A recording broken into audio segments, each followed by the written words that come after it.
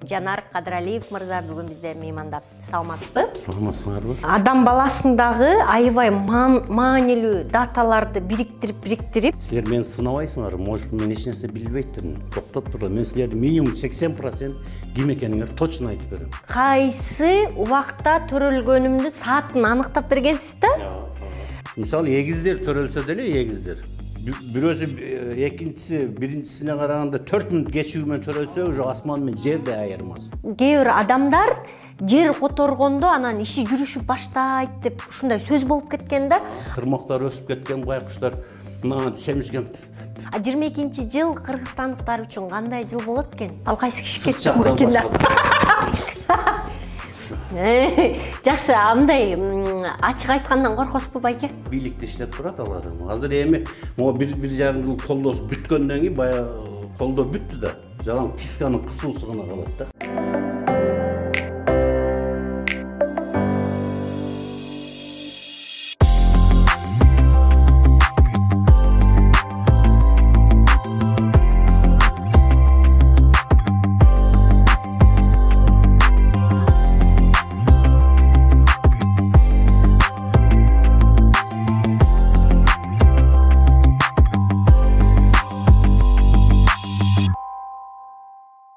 Саламатсыздарбы, урматтуу YouTube каналымдын көрүүчүлөрү.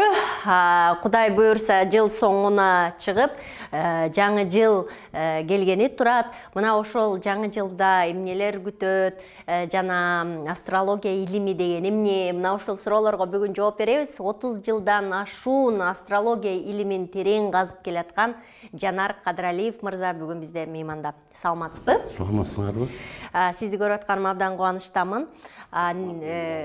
Ушул астрология, нумерология деген сыяктуу баягы илимдер, илим катары каралбай тилекке каршы бизде Кыргызстанда өзгөчө ошо мусулман өлкөлөрүндө четке кагылып келет да. Бирок кантсе дагы бул илим катары баягы аныкталган да, далилденген.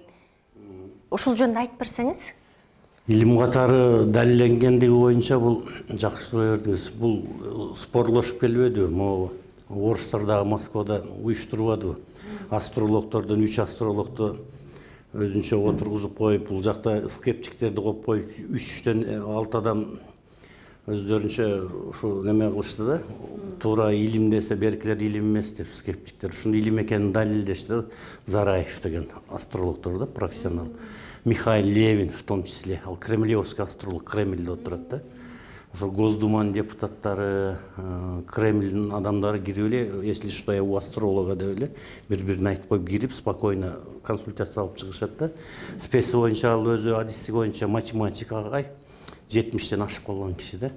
Булар жеңип чыкты астрологтор акыры. Анан ошондо айтышты да. Биз дейт айтабыз дейт 100 жылдан бери эле дейт. Меркурий менен жер соединение болгондо, между ними тогошуу болгондо, 0 градус болгондо, соединение болгондо. Бардыгы эле мындай байланыш системалары, радиосвязь, бардыгы жол транспорттар, кыймылдоо аракеттер баары токтойт. Бардык жагына зыянын тийгизет, ушундай кечигүү менен ишке ашат деп 100 жылдан бери айтып келебиз дейт, ишенбейт. Могу рано азыр Российская академия наук уже айтып атышат азыр. Чындап эле жер менен Меркурий тогошуу учурунда спутник менен болгон связь жер менен связь пропадает, жок болуп кетип атат. Ошо белгилүү бир 15-20 күн ичинде жок. Булар эми билип атышат мына 1 жылдан бери. Ошондо көрдүңөр, илим экен биз 100 жыл мурда эле айтып койдук, биз айткан нерселер болуп келген, связь начарлайт ошондой болгондо. Анан булар уже Российская академия наук, уже связисттер, байланыш системасында иштеген эмедегилер, спутниковый связь, ошолор айтып чыгып атышат. Ушул чын, бирок биз билбейбиз эмне себептен. Наука еще бессильна да. Буну астрологдор 100 жыл мурун эле тактап койгон да. Ата бабаларыбыз баягы айтылат го, жылдыздарды карап, санап, анан ошо жылдыздар менен мындай неме кылчу, баягы алдыңдагы жолдорду билчү деген нерселер айтылат го. Эми бизде андайлар болгон негизи. Болгон экен. Анан мен мына физика-математика факультетке окуп калдым. Өзүм ойлочумун, могу аккордеон, гитараны аябай катуу ойночумун жакшы убакта. Музфак малдар ишенбейт эле, сен музыкальный образованияң бар деп. А мен ойлочумун, мен ошо искусство жагында эле кетем го, музыкант болуп ошондой талант болгондойн деп ойлойт элем. А бирок тилекке каршы андай эмес. Мен инженерия тарапта экен, мен негизги келечектеги кесибим.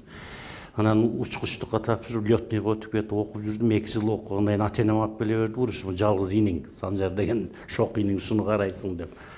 Ошол болду. Анан чындап эле инженер, физика математика факультетке тапшырдым, лётныйда 2 жыл окугандан кийин келипчи. Келип так илимдер жагында экен да. Ошентип эле анан физик математик болуп жатып калдым. Анын аркасында эми өзүңөр билесиңер да, могу астрономия сабагы мектептерде математиктер же химиктер бербейт, физиктер бербейт. Биздин родной сабагыбыз астрономия, асман телолордун механикаларын ким өтөр? Биз физиктер өтөбүз, биздин сабак. Ошолордун негизинде тактап келебиз. Анан ошентип эле келип 87-жылы армиядан келдим. Ошондон бери эле армиядан келе жатып Сочиден китеп сатып алганмын. Ошондо эле билдим, что бул серьезный нерселер бар ичинде. Келип ошо менен профессионально займется этип, ошо 87-жылдан бери келетем да, где-то 34 жыл болуп калды быйыл. Алып урушуп атканыма профессионал деңгээлде. А так мен ойлогон эмес, мага кызыкчылыгы деле жок эле. Бул мисалы астрология менен заниматься этиш. Анан өзүм практик экенмин негизи, наркы түбүмөн. Мисалы могу физика математикада бар ғой, электричество бөлүмү 3 бөлүктөн турат да. Биринчи бөлүм электростатика деп коет, жалаң зарядтар боюнча. Андан кийин электродинамика, экинчи бөлүм, үчүнчү бөлүм электромагнетизм. Бүт ошолорду пайдаланып, ушу 3 бөлүмүн. Андан эме болдук да, алып кеттик. Практикага пайдаланам азыр. Ушу Кыргызстандагы Мемин деген электроэнергетиктер ГЭСтерде, тесттерде иштерин жүргүзө албай калат, наладка, диагностика. Мен барып жасап берем. Естественно, акча төлөйт. Электроника боюнча микросхема, транзисторы, тиристоры. Вот, ошолор боюнча бузулса тем более кыла албайт. Электроника боюнча дагы жасап берем. Ошону мен практик экенмин. Физиктик спесими колдонуп, ошондой бүт Кыргызстан боюнча татаал электрооборудование, электронный оборудование мага жасатышат. Электрооборудованиялар. Да, астрономияны пайдаланып, мен прикладная астрономия деп коет муну. Синоним сөз менен астрологияны. Колдонмо астрономия да. Мен ушуну астрология пайдаланып, элге жардам берип келе жатам да азырча. Агай, мындай сиз деген адам баласындагы аябай маанилүү даталарды бириктирип, анан бир жакка бир программага саласызбы, анан ошондо адам жөнүндө дагы көбүрөөк маалымат чыгабы? Анан дегенимчи, агай, сиз менин кайсы убакта төрөлгөнүмдү саатын аныктап бергенсиз да? Ооба. 8 ноябрда, негизи паспортунда 7 деп жазылып калган. 8 ноябрда таңкы 3:52 ушундай убакта төрөлүп турсуң деп чыгарып бергенсиз да, ошо маанилүү даталарымды алып. Анан көчө бир байке менен сүйлөшүп калдым, ал айтат, иши кылса кайсы бир күн төрөлүп турмун, кайсы күн экенин ата-энем өзү билбейт. Анан митиркеси ошентип Кыргызда унутулуп калып, анан кийин берилип, анан такыр башка дата жазылып калган деп айтылат да. Анан ошолорду дагы кайсы күнү, кайсы саатта төрөлгөнүн аныктаса болобу? Болот, албетте. Аны неме деп коет, баягы атайын экскурсия жасаш керек в прошлое. Адамда эмне болгон, болбогон, ошого жасап туруп өткөн нерселери настоящее время. Адамдын 3 нерсесиден турат да, жашап өтүп аткан нерсеси. Прошлое, настоящее время и келечекте эмне, будущее. Мага келгенде адамдар айта баштайт. Мисалы, мындай напрямую келеби консультацияга, же болбосо телефондон эле консультация алышат, но чет жакта жүргөн жердештерибиз Кыргызстандагылар деле келе албагандар. Анан ушундай айтып барсам, мен минтип анан тигинтиптен айтып, айланайын, коюп тургулачы дейм. Силер мени сынабайсыңар, может мен эч нерсе билбейттирмин. Токтоп туруп, мен силерди минимум 80% ким экениңерди точно айтып берем. Кайсыл жылы, кайсыл айларда, кайсы күндөр примерно эмне события болгон, окуя. И кайсыл айларда, кайсы жылы, кайсы күндөр пикке жеткен. Ошолорду айтып бере албасам, единица катары акча салышат эми услугага, естественно. Мен бир тыйынын акчаңардын кереги обратно салып жиберем. Ушундай по-честному иш алып барабыз биз, профессионал астрологдор. Эгер в прошлом что было у вас, в настоящее время бир чоң проблема болуп атат. Сиз ошон үчүн чалып атасыз, жыргаганыңыздан чалганыңыз жок. Адам ооруганда гана врачка барганда ошондой болот. Ошон точно айтып, качан 3 жыл мурун башталды, 4 жыл же 1 жылдан бери эле качан пикке жетти, 3 ай мурун же ушул айда жетти, именно мына азыр ушу данный, ушу күндөрү болуп атат. Ошон точно айтып бербесем кереги жок, мен салып берем дейм да. Сен таң калып, андай болсо иши жакшы болот эле дейт. Айтып берем, болду, адамдар шунчалык таң калып калат, менен жашап жүргөндөй айттыңыз деп. Анан мен айтам, биз ошондой астрологдор баягыдай кээ бир көз ачык бакчылардай болуп баркын кетирген, булар бейбечара байкуштар эмес, эптеп нан таап жашаш үчүн андай кылбайт. Точно айтып берсе гана, мисалы 4-лүк 5-лик баягы 5 пятибалльный система боюнча баа койсо 1, 2, 3, 4, 5. Ошо 3-лүк бул начар немелер, 4-лүктөр же нормальный астролог. 5-лик билгендер иш жок күчтүү. Иши 4-лүктөр болсо мен эми где-то өзүм өтө мактагандай болбойн, 4+ жогору 5 деп айтсам деле болот, 5- десе деле болот. 5- да, потому что өзүңөр билип жүрбөйсүңөр. Кыргызстандагы ар бир саясатчылардыкы мына былтыркы 6-9 октябрда болгон күндөр ошо 1,5 жыл мурда эле газета, журналдарга чыгарып, точно күндөр менен болбоду. Мен ишенбей таң калып аттым, айтып атчы ноябрда деп. Былтыркы баягы немеде 5 күнү чыгыштан 6 күндө болуп кетти, 4 октябрь коюп. Ноябрга коюп койду, напряженный дни 6-9 деп жазып койдук эле. Мен адаштым окшойт, бир болсо кап деп өзүмдү жемелеп баштадым. Эми көбүнчө шайлоодон чыгат. Или 1 ай мурун ушундай болуп кетет экен, урушуп эле шайлоого чейин баягы неме агитация иштери жүрөт да деп жүрсөм, келип 3 айда август калганда, где-то октябрга 2,5 ай, 3 ай калганда октябрга деп жылдырып койгондо все, бүттү дедим мен уже. Сразу эле уже өзүм ишеним, уверенно, точно болот. Ошол күндөр болду да. Ошон үчүн ушундай эсептөөлөр так болуш керек, так болсо кетет, жакшы. Анан адамдын ошол туулган күнү, сааты аябай маанилүүбү агай? Маанилүү, ооба, сөзсүз. Мисалы, Кыргызстанда статистика боюнча, средний статистика боюнча 300-400 бала төрөлөт. Эркек балдар, кыз балдар баары бирге 300-400 да. Ошонун ичинен баардыгынын 300-400 тагдыры окшоп калбайбы? Эгер эмесе бир жылы бир күндө туулса, баардык 300-400 окшоп калыш керек да. Эркек балдардын көзүнчө, кыз балдардын окшошпу, андай эмес. Эмне да бул сааттан уже туулган сааты бул 24 саатта күн зодиакты немен зодиакты айланып чыгып атпайбы, жер. Мисалы бул жерде турсак 24 саатта зодиак полный айланып чыгат. Ошо ар бир 4 минутада мисалы эгиздер төрөлсө деле эгиздер. Бирөөсү экинчиси биринчисине караганда 4 минут кечигүү менен төрөлсө уже асман менен жердей айырмасы. Туулган саат сөзсүз керек. Эске алыныш керек да. Макул. Агай, анан бул силер дагы келечекти дагы айтып, келечекке дагы программа түзүп атпайсыңарбы? Ал адамга канчалык деңгээлде керек нерсе? Балким келечегиңди билбей эле жыргап эле жашаган жакшыдыр. Аны билген жакшы да. Эмнеге? Аны билген жакшы. Мисалы мен өзүм турмушумда деле бир көп эмес, бир 2 жолу точно билем да. Эми бай биз деген эркекпиз да. Арасында сен жакшына бир спокойный адам болсоң деле кетсең, бияктан бир немелер секирип чыгышы мүмкүн да, улак окшоп секирип прыгать этип чыксаң сен эмне кыласың? Аны менен урушуп, мушташып, катуураак төпөштөп койсоң, больницага барып жатып алса, сен уже юридический проблема козголот сенде. Проблемалар болот. Ошондой болгон учурда уже что юридический проблемага жакын учурлар күчөп аткан учурда мен 2 жолу өзүмө ачуумду токтотуп калган учурлар болгон да. Ошентип токтотуп калган жакшы да негизи.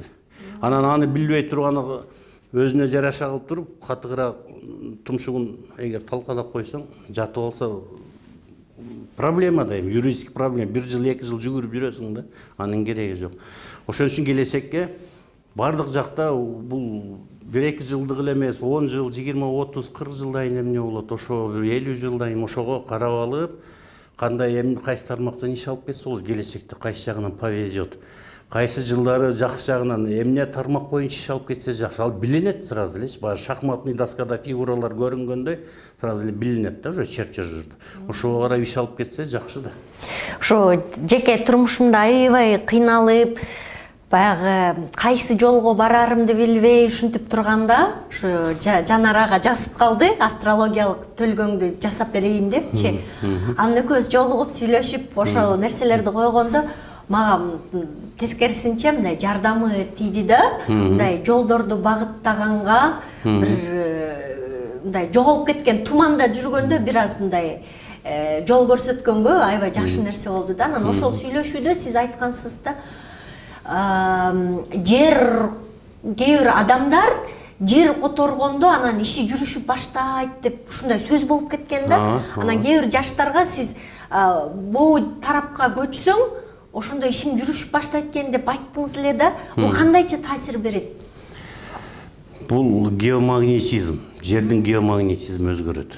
Геомагнетизм мисалы кээ бир ата-энелер айтып калат да, ошо бойго жетип турмушка чыккан кыздарын, балдарын, мисалы Россиянын могу жеринде Сахалинде жүрсө, аябай Магаданда жүрсө жакшы жүрөт, ден соолугу жакшы. Могу жерге келсе эле кызымдын балам мурду каная берет, ал бул өзүн тамак жей албайт, оорусу башталат деп коет. Ушинтип абасы жакпайт экен деп коет. Эми кыргыздар ошентип коет да, абасы жакпайт. На самом деле геомагнетизм өзгөрөт. Ал жер жак. Бул жерде 6 сектор асман сферасы могу неме боюнча далгата, географик далгата боюнча алып караганда экватор боюнча 12 бөлүккө бөлүнгөн да, асман сферасы. Ошо 12 бөлүктү 12 сектор деп койсок болот.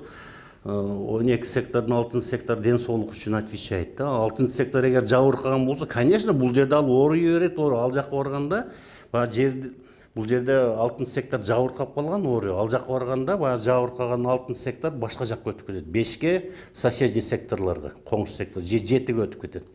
Ал турмуштун бирок аңгектен катсаң дөңгөккө деген башка жагы, бирок ден соолук жактан аттай болуп калат, жакшына болот. Ошон үчүн ошондой эмес керек. Мага көбүнчө элдин кызыкканы эле азыр мындай суроо бергендери басымды бөлүгү. Экономикалык жактан жетишпей, финансылык акча жактан үй ала албай, өмүр бою кыйналып эле келе атабыз. Эмне кылыш керек дейт. Алардыкы 2-8 сектор жабыркаган. Кимдир бирөөлөр үчүн 2-8 финансовый сектор. 1000 гений болсо дагы, вот профессор өзү башы барына жетет. Же болсо айылдарда жүргөн жөнөкөй универсал адамдар бар. Колунан бардык иш келет. Бирок чөнтөгүндө 5 сом акча менен жүрүп өтүп кетет да, профессор өзү гений, универсал болсо дагы. Анан 2-8 жабыркаган. А 2-8 сектор кээ бири үчүн бул жерде жакшы. Анан жөн эле мал базарда эле мал сатып эле жүрөт. Ортомчулук, далдалчылык кылып, картошка сатат прицеп менен, же мындай эле оптомот картошка сатат. Тырмактар өсүп кеткен байкуштар, мына семишкен чагымына ак башына арчып коюшту билбейт. Момундай пачка акчаласа жиптерди алмаштырып, 2 этаж, 3 этаж үйлөр салып атпайбы? 2-8 момундай алардыкы. Алар ушул жерде жүрө берсе болот финансылык. А мен айтам, кетиш керек. 2-8 жабыркаган, сен өмүр бою могу жерде жалчыбайсың. Кыргызстанда акча жагынан. Анан ал жакта жүрсө акчалар аябай жакшы болот. Келет, келгенден там таш салат, ал бул баягы экенде дагы эле акчасы түгөнөт, дагы кетет. Ошон жүрө берсе. Дагы кимдир бирөөлөр үчүн мына биздин чиновник окшогондор 2-8 жакшы бул жерде. Бу жерден эле ручканын учу менен чөнтөк миллиарддарды уруп коюп отура берет булар. Ошон үчүн билиш керек. 2-8 бул жерде жакшы башка. Анан кээ бир аял кишини билем, Москвада жүрөт. Мындан бир 15 жыл мурун болгон окуя. Ой, эмне кылып жүрөсүң бул жерде, сен кет. 10 сектор аябай жакшы да, 10 сектор это карьера жагы. Не пустует, да, там не пустует. Ал жерде Юпитер планета турат. Еще күчтүү аспект. Сонун градустар түзүлгөн башка планеталар. Ага делать нечего ал жакта. Карьера жакта сразу кетет. Ал жаштуу болгондо эле сразу күйөөсү менен таарынышкан убакта эле давай деп ата-эне бир туугандарсы кетип жүрүптүр да. Анан келип азыр мына Кыргызстанда менмин деген айымдардын бири да, атын айтпай эле коелу. Карьерасы укмуш кетти да азыр. Сон. Билиш керек ошон үчүн. Бул жыл 2021 жыл Кудайым буйрса бүттү. Эми 22 жыл киргенде жаңы энергетика, таптакыр жаңы башкача нерселер өзгөрүлөт да. 22 жыл кыргызстандыктар үчүн кандай жыл болот экен? 22 жыл чем 20-21ге караганда түзүгүрөөк болот. Түзүгүрөөк, жакшыраак Кыргызстан үчүн, э? Да. Бир Кыргыз радиосунда Жаңылай деген кыз бар, Алпаруч, ошол суроо берди да, 20-жылдан. 21 кандай болот? Коронавирус менен күрөшүп өткөрдүк 20. А 21 кандай болот деген Жаңылай айланайын деп айткан. Элди алдабайлы. Жакшы момундай болот деп коюп, анан момундай болбой калса, Кийин биз жаманатта болуп калбайлы, чыңалуу абалында эле болот. Потому что жазгы күн түн теңелүү чекити деген бул 2000 жылда бир жүрөт, жылып. Азыр балыктар жылдызтобунан эме жылдызтобуна өтүп атат, суу куяр жылдызтобуна. Чыңалуу абалы өтө эле күчтүү болот, 20-21де. Десем мына Баткен окуялары болду, көрдүңөр. 36 адам өлдү деп атышат, башка. Андан 5-июнда дагы кирип келди, тажиктер Чоңалай тараптан, көрдүңөрбү? Мындай тынчтык бербеди да, 21-жыл тынч болбоду да. Бул ошо илим болгондон кийин точно эле чыгат да бул прогноздор. Эми ал 20-21ге туш келди, ошо жазгы күн түн теңелүү чекити чыңалуу абалын бүт дүйнө жүзүндө эле кыйнап алып келет, бул жатпайбы адамдарды. Кыргызстанды дагы соо койгон жок, конечно, стороной өткөн жок да Кыргызстан үчүн. Анан ушундай нерселер болду. Эми могу 22 өткөндө 22-жыл жакшы эле жылдар болот. Кудай буйрса жакшы эле. Анан бирок могу декабрь айында турабыз. Декабрь айы дагы чыңалуу абалында өтөт. Андан кийин январда бир аз чыңалуу абалында, андан кийин февралдан баштап жакшы. Жылдын биринчи жарымы жакшы. Даже жылдын биринчи жарымынан көбүрөөк жакшы. Июнда, июльда жакшы. Вот августтун этегинен баштап, августтун этеги сентябрдан баштап дагы 4 ай, сентябрь, октябрь, ноябрь, декабрь дагы чыңалуу абалында өтөт. Ошону эл эске алыш керек, сөзсүз чыңалуу абалында өтөт да. Чыңалуу чек арада болобу, саясий абалда болобу, кайгында болот? Саясий абалда бул сөзсүз болот.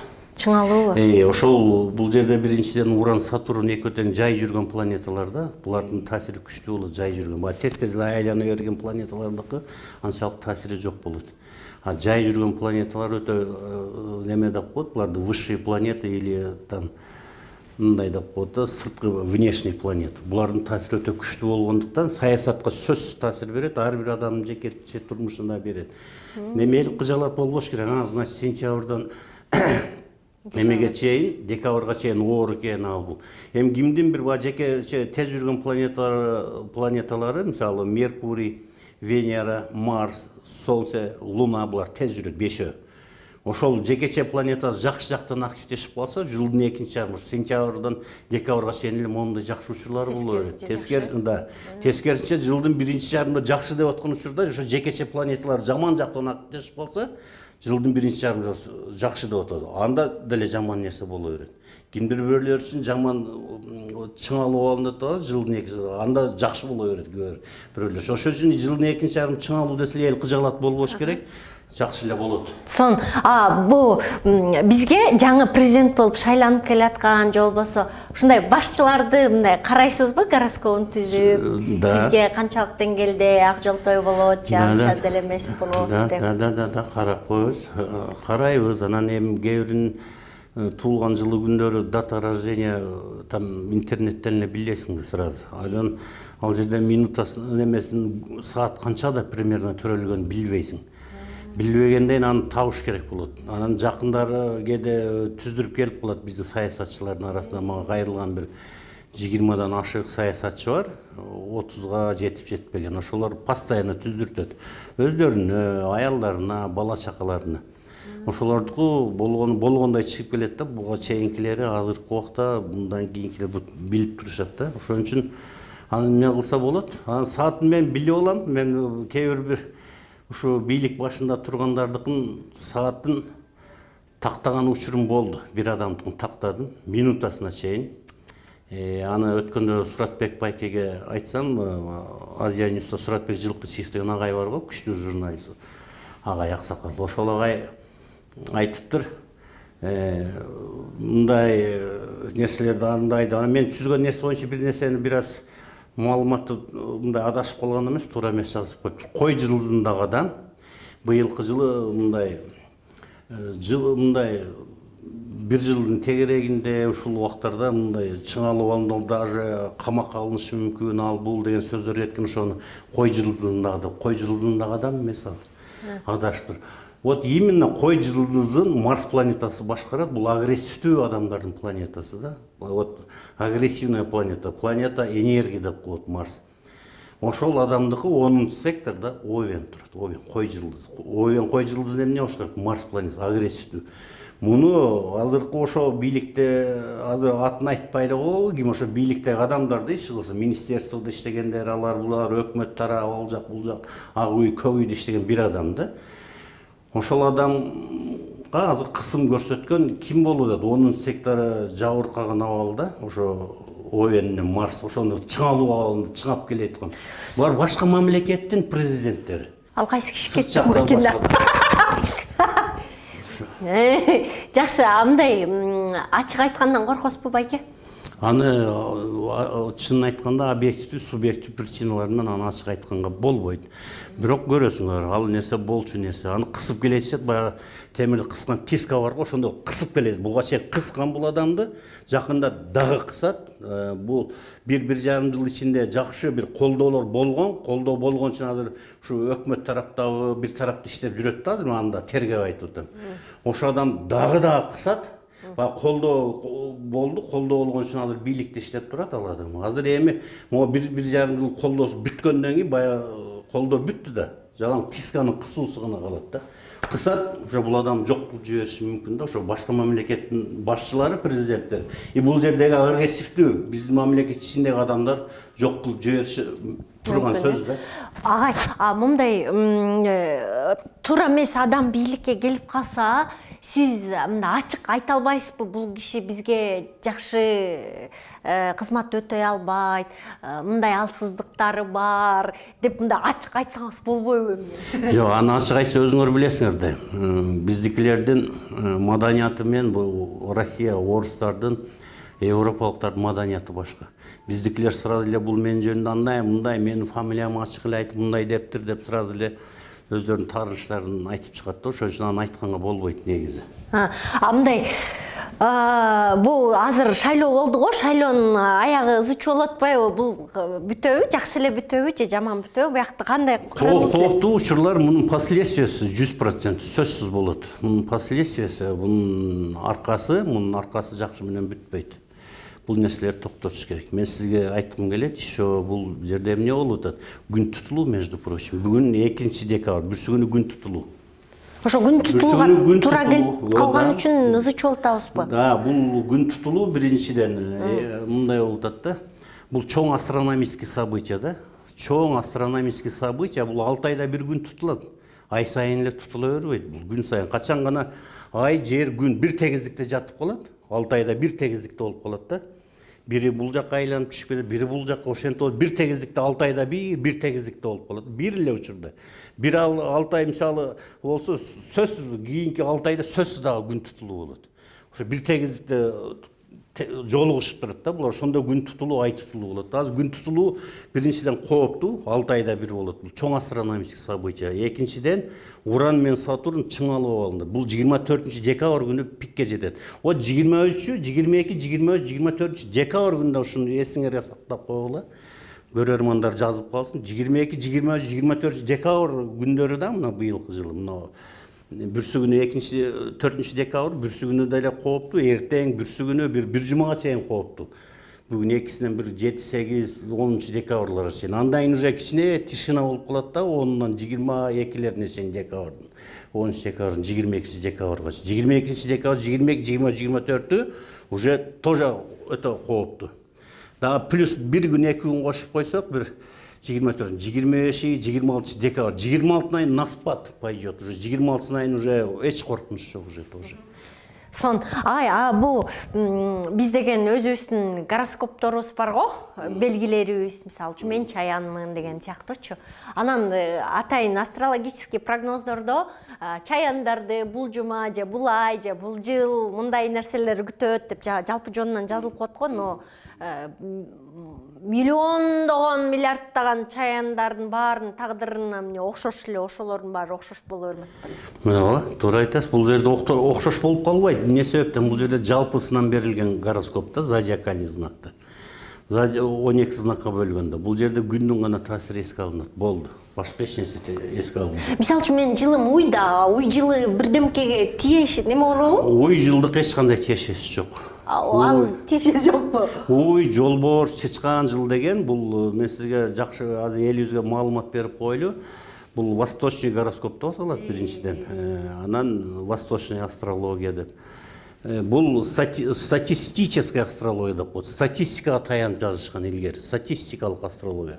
Статистическая астрология бир сөзү дагы синоним историческая астрология. Ал кежеги жок балар. Да, бул король менен бул королева, бул хан менен бул ханышасы жакшы жашаган деп туруп эле, император менен могу императрица жакшы жашаган деп историяга статистика жүргүзүп гана, историяга тарыхка таянып гана жазып койгон болду.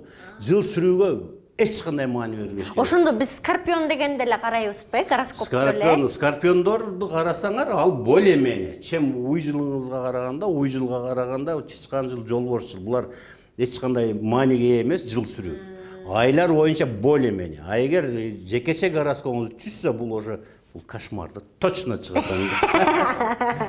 Кошмар. Агай, мисалы үчүнчү, бу бири-бирин, мисалы үчүн, сенин белгин кайсы, ана мен билгем бул менен бул келишет, бул менен бул брак түссө, мындай үй бүлө түссө жакшы болот деп айтып калат го. Канчалык деңгээлде чын? Буга караса болобу? Да, могу жылдыз белги, бул жылдыз белги деген эч канчалык бир анчалык чоң мааниге эмес. Мисалы айтып коет чыңалып алында. Мисалы рак менен веси тараза жылдыздар жаман деп коет. Ана саман менен момундай жашап аткандар толтура. Анан жакшы жашайт деп коет. Мисалы букачар менен козерог, текечерлер жакшы жашайт деп коет. Жакшы жашабай ажырашып аткандар толтура. Бул ошо жалпы прогноз болгон үчүн да. Ошон үчүн жекече экөөнүкүн тең ба совместимость деп коет го. Синастрическая астрология деген атайын часть, раздел астрологии бар. Ошол боюнча түссө, жекече экөөнүкүн карап, ошондо момундай чыгат. Жашайт, жашабай чыгат. Ошол жерде кимиси күйөөсү кызыл камчыбы, же аял агрессивныйбы. Күйөөсү кызыл камчы болуп өзүн агрессивный болуп уруп аткан аял назик киши болмуш болуп жүрүп, аялында болот да, Марс, Плутон аябай жабырк мындай абалда болсо, Марс дагы, Плутон дагы агрессивный планета. Особенно баягы 90 градуска 1-3 градус жетпей, слабыйраак болсо 3-4 градус. Ал анча мааниге эмес. Точный 90 градус болсо, жарым градус плюс-минус, или 180 градус оппозиция деп ат эле айтып туруп, противостояние. 180 градус болсо, плюс-минус 0,5 градус. Бул агрессивдүү аял. Ошо аял менен күйөөсү ойношпош керек. Бая уруп согуп башка. Бая күйөөсүн бир нерсе менен бир чага уктап жатканда өлтүрүп коюп атышпайбы аялдар. Вот ошондон. Кыргызстанда болуп эле атпайбы? Бычак сайып, балта менен чагып өлтүрүп койгон. Ошон үчүн андай аял экенин билдиңби, сен анын чекесине чертпешиң керек да. Бир күн уктап жатсаң тынчтык коюшу мүмкүн да. Ошону билиш керек. Жакшы. Агай, сиз деген айттыңыз го, мага келип мынтип астрологиялык прогноздорду түздүрүп кетет деп. Анан мындай болду беле? Боо учурдан боо учурга чейин кооптуу абалда турасың, абайла деген учурда бир нерсени мындай ошол кооптуу абалдан оңой чыгып кеткен учурлар, же болбосо ушул күнү жакшылык болот дегенде жакшылык болгон учурлар. Андай учурлар толтура эле болот. Андай учурлар толтура. Анан мен айтып атпайм, алар түздүрүп мага кайрылганда эле айланайын коюп тургула, мен билип берейин силерди дегенде, сразу мындай нерселер башталат да. Мисалы, бул жерде неме болуп калбады, бул эми ачык болгон окуя да. Мына өзүңөр билесиң, Орто Сайский рынок, өрттөндү. Өрттөндү. Ошондо мен билбейм. Вот мен слепую алып барып атпайм, совершенно билбейм адам ким экенин. Мага керек, космический атын өзгөртүп айтып коёсуң. Самое главное, дата рождения, время рождения, место рождения белгилүү болсо болду, космический данные. Анан мен баягы кызга айттым, аял киши звонок телефонду алды. Мен айттым, ой карындашым дедим, иш чатак силерде. Что-то 3-4 жыл мурда башталган, азыр өтө чоң финансылык опасностьтер бар. Иши юридический опасностьтер бар, юридический көйгөйлөр. Бул жакында бүтүп калбайт. 6-7 жыл, 10 жылга чейин барат. Болуп ата мунун пикке жеткен учуру мына где-то 4 ай, 5 ай мурда болду. Где-то 4 ай, 5 ай мурда. Болду десем, точно болду байке. Мен ошо жыргаганымды айткемде, ошо үчүн чалым Орто Сай рынок өрттөнүп кетти. Биле билеңиз деди. Уктуңуз беле? Ооба билем деди. Ошол менен биз өрттөгөнбүз, күйөөм экөөбүз деди. Бирок биз атайла өрттөгөнүбүз жок деди. Мунуга элдерибиз маани берип койсун да. Мен көрбөй туруп айтып атпаймынбы. Анан айтты, аны биз өрттөп жиндибизби дейт. Күйөөмү 1 айдай камап коюшту дейт, качып кетет. Подписка не выезд экөөбүзгө тең жаздырып алды дейт. Анан ошондо сразу көрүндү да. Мен айттым, өтө чоң миллиондогон чоң чыгымдар силер басып калган. 6-7-10 жыл кутулбайсыңар десем, ооба, ошо өрттөнгөн уктуңар 4 ай мурда, ошо ооба десем, ошо Орто Сайсы биз өрттөргөнбүз. Күйөөм алып келип сварка кылдырып аткан дейт. Көрсө баягы жоон кабелдер бар, автоматка улаган жерде ичкерип калган проводдор бар экен, ички ысып кетип, ошо жерден жалын чыгып кетип, күйүп кетип, баары күйүп, азыр элдер шак бастырбайт бизди. Меникин качан төлөп бересиң деп, ошо орган адамдары булар качып чыгып кетет, подписка не выезде, мында не выезде жазып берген бизди. Эми буларды канча жыл, 100 жылда да төлөп бере албайбыз. Бул жагы бир 6-7-10 камокко чейин, бул жагы 6-7-10 сода точка бирөөлөрдүн месалары товары менен күйдү. Биз бул өмүр бою иштеп да кутула албайбыз деп, монтип чыгып калат. Анан ошо эми биз ошентип качан кутулабыз, кандай билбейбиз деп бир ошо Орто Сайды деме болгон аялы келинчек айтты, кийим кечем ошо дейт. Биз эми элге окшоп мындай биздикиндей товарларды арзаныраак сатса мейли дейт. Кымбат кийимдерди саткан баягы миллиондук товарлары бар өрттөнүп кетти. А биз өзүбүз болгон бадам садам, мындай өрүк-мөрүк бадам сатчу элек дейт. Ошо биздикиндей арзан товар болсо мейли деп кутулат элек дейт. Ошондон өрттөнүп кеттим, балеге калдык деп атпайбы. Агай, бул сиз айтып атпайсызбы, бүт бардык нерсе чыгып калат депчи, программада депчи. Анан ошондо мындай түшүнүк келип атат да, биздин адамдардын ар биринин жашоосу бир сценарий болуп жазылып, таптаяр тургандай да, биз жашообузду өзгөртө алабызбы?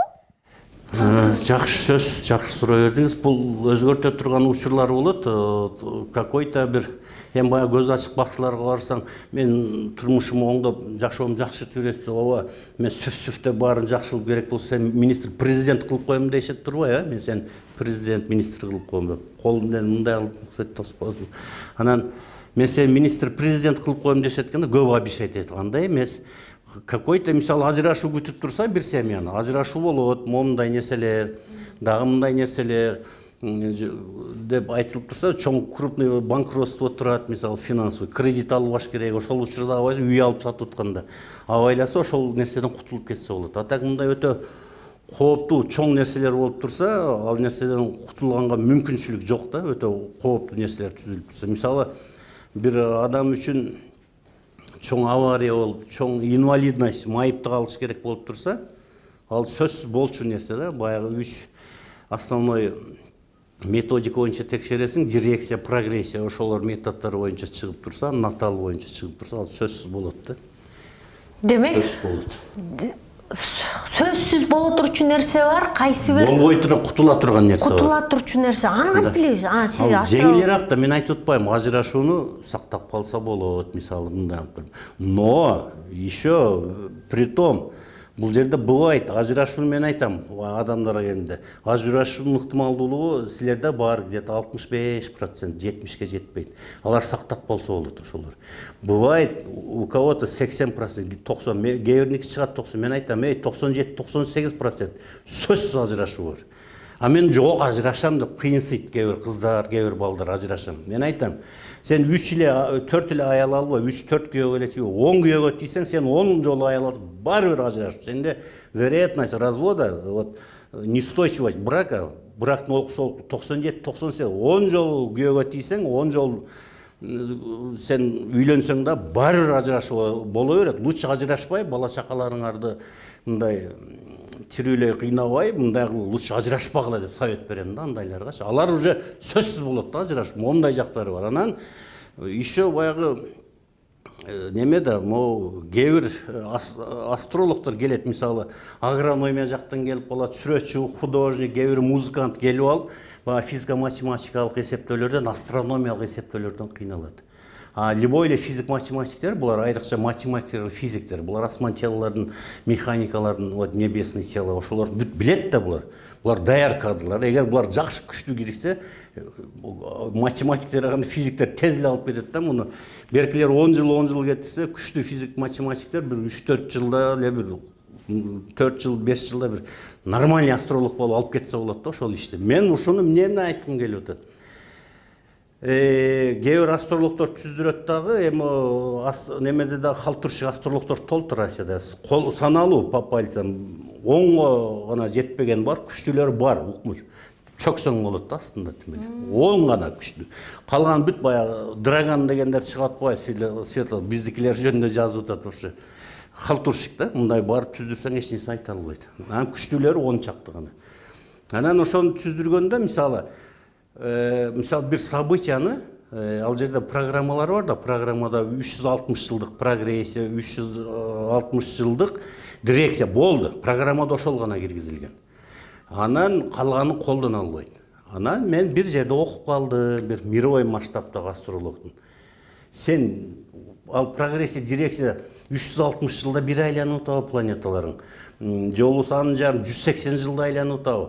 Же мындай 720 1000 жылда бир айланып атабы, 1080. Баары бул биздин ата бабалардан келе аткан биз сеп. Биз мына бир стерженден келе атабыз.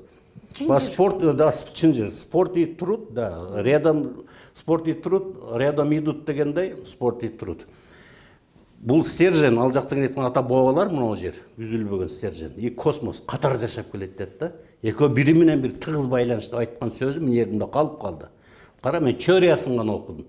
Сен канча жылдыкка койбо, бар болот дейт. Кар жылдык методика кой, бар болот дегенде мен ха-ха дедим дагы, кара сөз менен жазылган, бул жарым бел. Аны мен практикага айлантым. Программаларымды өзгөрттүм. 360 жылдык болуп атпайбы. Мен ал жерге 720 жылдык киргиздим, 15 жыл, 20 жылдык прогрессия, анан 1080, 1400 жыл киргизип туруп, азыр баягы кыздын орто сайда өрттөнгөнүн, ошосун менен өрттөнгөн, ошо 1480 жылдыкка койгон үчүн чыкты. Эгер ошону мындай билбеген өзүн профессионал астролог санаган, ошентип программасын өзгөртүп алып атса, вот не увидели бы, да, ошонун пожарын көрмөк эмес да, көрмөк эмес. Агай, анан ошондо мындай маңызын чыгарып бериңизчи, түшүнсөм өлүп кетейин. Тетиги неме ата бабаларыбыз менен астрология кандай биригип кетти, ошо эмне болуп кетти ошондо?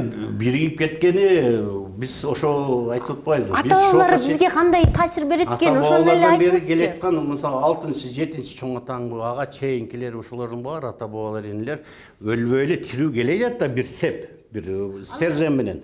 Ошо менен космос бири-бирине күбө катары келет. Бар Ай, Күн, Меркурий, бардык планеталар. Ал эмнеге өлбөй атты чоң атам, эмнеге? Эмнеге өлбөй бири менен бири движение кылып атса, өлбөйт да, келет да. Укум тукум уланып атса. Мына биз өлгөндөн кийин да, мен, сиз өлгөндөн кийин да келечек муундар, бул биздин будущее келечек. Ага космос дагы эле күбө болуп кете берет. Космостагы ата бабалар космоско, космос ата бабаларга. Ошон үчүн мына тирүү жан адамдардын человечество менен космос это мындай бөлүнбөй турган бир бүтүн нерсе деп айтылат да, негизи, бир бүтүн нерсе. Человечество космос менен ар дайым бок а бок жанаша жашап келет да. Үзгүлтүксүз биринен бирин үзүүгө болбойт да, человечество. Менин ата бабаларымдын тагдыры менин тагдырыма кандайдыр бир тийгизеби? Сөзсүз да. Мен кандай жашашым керек, балама же тукумдарыма менин кедергим, зыян нерсем тийип калбаш үчүн? Пайдасы, зыяны дагы тийип турат. Пайдасы, зыяны. Сиздин ата бабалардык сизге тийип келди, мына байланыш сизге таасири бар да, ошон үчүн карма деп коет. Кармический планета, кармическое влияние деп сизге таасири бар ата бабалар. Сиздин ата энеңиздики эле эмес, чоң ата чоң энеңиз, ал андан чоңураак чоң ата энеңиз, 3-чү чоң ата, 4-чү чоң, ошолордуку деле тие берет. Я сиздики уже кийинки бала чакаңызга эле тийип небереңизден бүтүп калбайт, небере чебере, кыбыра тыбырага чейин кете берет. Бир эле нерсе да жаратылыш, космос, всё. Жок, мен жакшылык жасасам жакшылык тиеби? Же жамандык жасасам жамандыгым тиеби? Ушундай нерсеби же кандай? Жок, андай эмес. Бул жакшы, сиз 1000 жакшылык жасай берсеңиз деле, ал жакшылык ал кайтпашы мүмкүн бирөөлөргө. Эми айтып коет баягы бизде динде адамды бирөөгө жакшылык кылсаң сөзсүз кайтат. Здравствуй. Кайтпай эле жамандык менен кайтып атпайбы, туура? Ал сиз 1000 жакшылык жасасаңыз бирөөгө, ал жакшылык менен сиздин балдарыңызга кайтып калбайт. Жамандык кылсаңыз, жамандык дагыларга кантип эле кайтып калбайт. Анын кандай таасирин тийет? Бул мындай таасир берет. Бул на уровне баягы кванта деп коет. Квант, мисалы бизге ошончо алыстан келип аткан жарыктар, планета, жылдыздардын таасири квант түрүндө таасир берет да. Ошолорду мисалы айрыкча биз тагдырды өзгөртөбүз дейт го. Мен между прочим сиздин бир передачаңызды көрдүм. Ошондо баягы Темирлан Сманбековбу, ошол агай менен сүйлөшүп, аябай жакшы сүйлөшүпсүңөр да.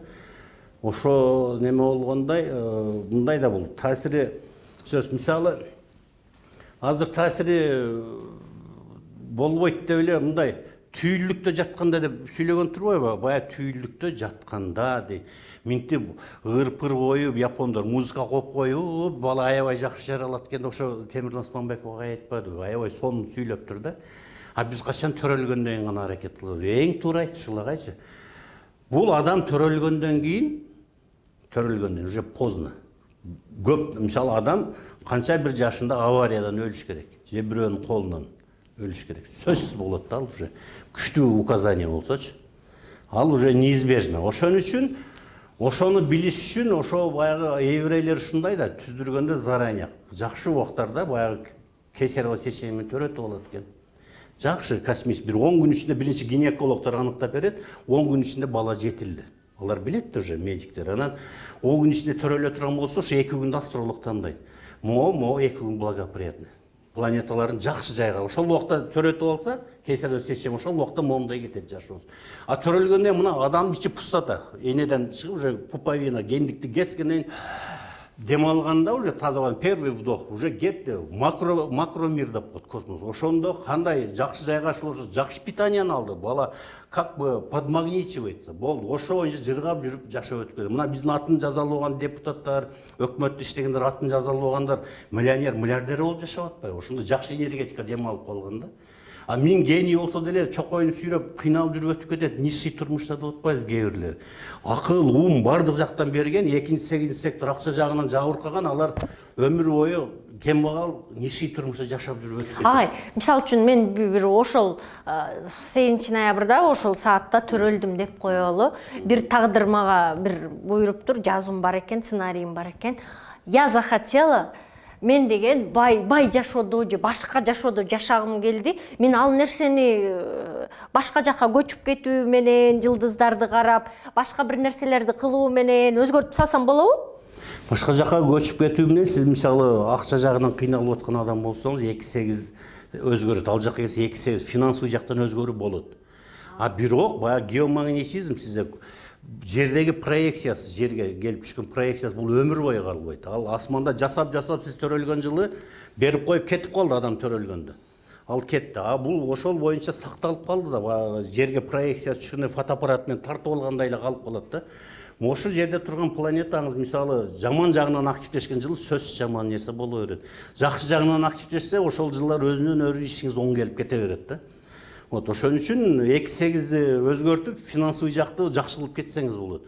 Бирок берки жаман таасири планеталар берип койгондо, ошол уже 2-8 эмес, 3-9 өтүп калат. Уже бул башка улуттагы адамдар менен, юридический органдар менен ар кандай мындай разборка иштер боло бериши мүмкүн да, мындай жакшы эмес иштер. Зато акча жагынан аябай жакшы болуп калат. Ошентип гана өзгөртсө болот кичине финансовый секторуңа, башка жагыңа. Бирок баягыда өтө чоң опасный нерселер берилсе, ал баары болчу нерсе да. Баары болот нерсе. Жакшы агай. Ошон үчүн Темирлан Осмонбеков айткандай, бала түйүлдүктө жатканда ошо жакшы неме кылган деген ал туура. Түйүлдүктө жатып төрөлгөнгө чейин, мисалы мына мен өзүңөр деле логикалык жактан мындай ой жүгүртүп көрүлө. Кээ бир энелер боор керет. Боюна бүткөн маалдан баш 9 айга чейин бир кайгылуу кино көрсөтүп, ыйлай бер, плаксивый болуп, башка боорукер, шалоктой ыйлап башканы бирөөнү барып, бирөө дагы өлтүрүп берип турмуштуу болуп калса, кантип чоңойтуп, ушинтип атып эле балага берип коет негативный. Плаксивый, баягы бала аябай мындай ыйлай турган, башка бирөөнүн кайгы муун тарта берип турган, бул өтө түйүлдүк. Анан кийин төрөп атканда уже ошондой түзүлүш түзүлгөн убакта бала жарыкка чыгып келет да ужечи. Начар түзүлүш жаралган убакта бул дүйнөгө чыгып келет да төрөлүп. Анан эгер жакшы ока мындай настрой кылып неме алса, баягы япондордун сөзү бар го. Будьте осторожны с желанием, они любят исполняться деген. Агай, ошол желание кантип исполняться этет, силер тиякта бүт программаң бар түзүлүп калды деп атса. Жок, ошол үчүн түйүлдүктө деп атпаймынбы? Позитивдүү ойлонуп, жакшы нерсени кыялданып, ошол кыялыбызды ишке ашыруу деген нерсе дагы бар да, кыялга жетүү деген. Кыялга жетүү деген, кыялга жетсе баардыгыбыз эле министр, президент болуп албайбыз, жетпей эле жүрбөйбүз. Маңдайыңа жазбаса бекер ал.